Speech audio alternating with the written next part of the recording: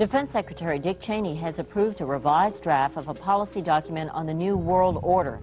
The Pentagon is backing off a controversial earlier draft and has abandoned a one superpower strategy. This would have had the U.S. aim to contain rivals for leadership such as Japan and Germany. The final document puts more emphasis on international alliances and organizations. New World Order. New World Order. New World Order.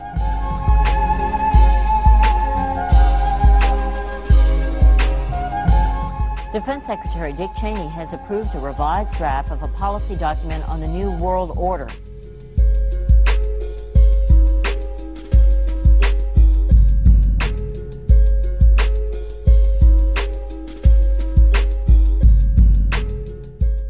The Pentagon is backing off a controversial earlier draft and has abandoned a one superpower strategy.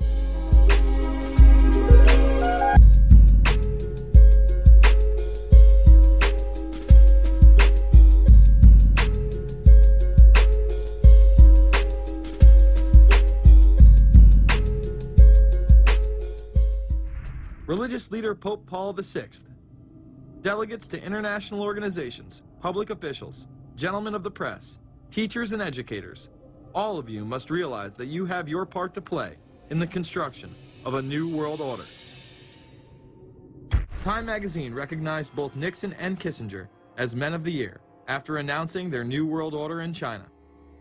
However, they were working on it long before. In these once classified documents, they both discussed the new order with the president of Indonesia. Mainstream media was even critical of Kissinger's vision in the early 70s.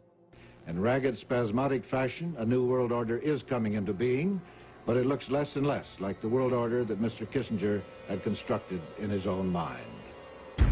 Kissinger's new world order would fall under the radar for some time. However, it saw a vast revival during the first Bush administration. George H.W. Bush would campaign for a new world order like no other president before him. He would openly discuss it during his State of the Union address. What is at stake is more than one small country. It is a big idea, a new world order. Where are we as we think about this time in American foreign policy? Are we at a special moment which is being redefined? Or are we creating a new world order? When we are successful, and we will be, we have a real chance at this new world order. Tonight, Germany is united. Europe has become whole and free. The world can therefore seize this opportunity to fulfill the long-held promise of a new world order.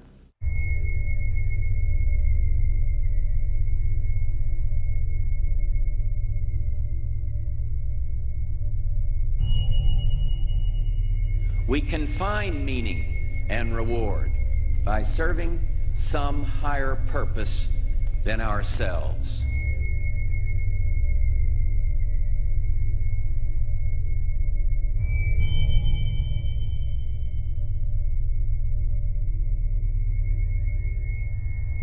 A shining purpose, the illumination of 1,000 points of light. A shining purpose, the illumination of 1,000 points of light.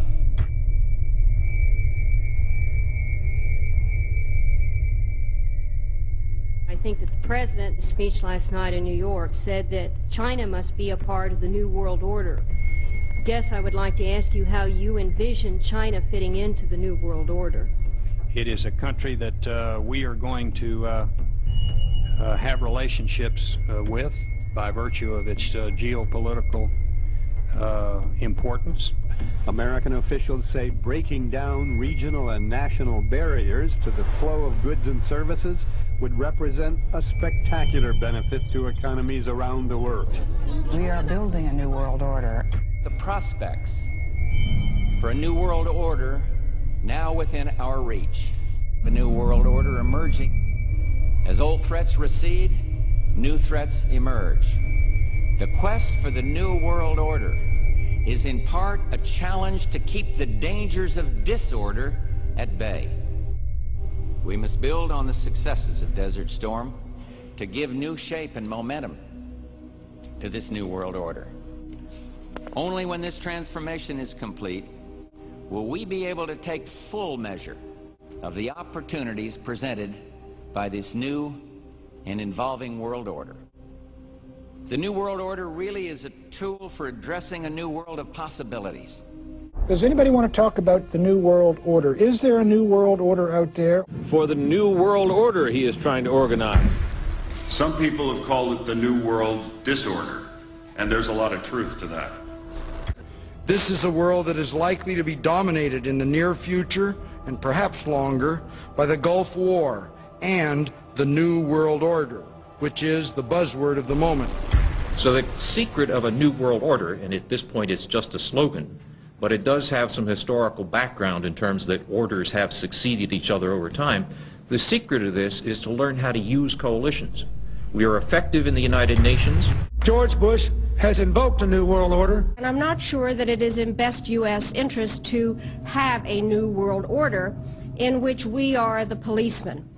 While many began to become critical of this order, the term began to evaporate into the background. A unipolar world, a world of one superpower, may be quite dangerous for us. A New World Order under the United Nations would mean, among other things, an end to our God-given rights given us and secured by the Constitution. I find the term New World Order very revolting, and just not only historically but politically today. I think Harding is absolutely right, and the actions of the administration just after enunciation of the New World Order put the lie to the fact there is any real substance behind what they say as New World Order. The first act of the New World Order was A, to make war, and then B, was to sell arms all over again. Is there a New World Order?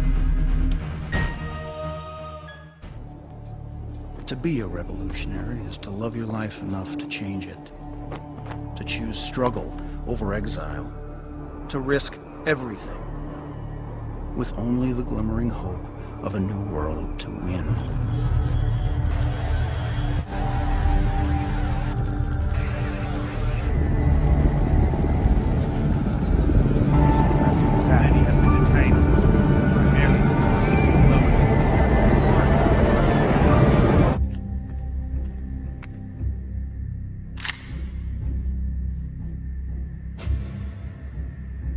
Hope for a better life.